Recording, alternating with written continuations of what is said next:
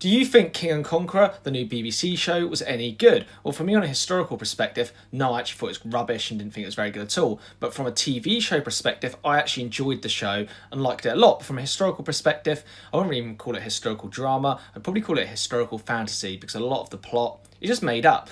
I very much felt this show leaned into the idea of the Norman yoke, especially the way they portrayed the Saxons and Harold, and of course how they portrayed William and the Normans. And what really annoyed me about this show is the representation of the Vikings. They sort of treat them as some sort of barbarians, and in some ways you could argue they were, but for Harold Hardrada, I think his portrayal was very, very bad, and the Battle of Stamford Bridge was a massive letdown, and anticlimactic in my opinion, because that's a massive battle and a very cool battle, and he sort of dumbed it down.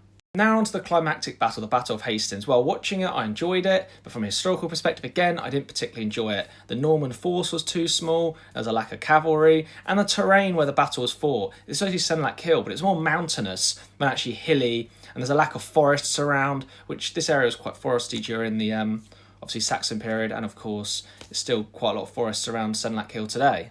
The battle between William and Harold was underwhelming, but yeah, I did still enjoy the TV show, but from a historical perspective, no, I don't think it was good.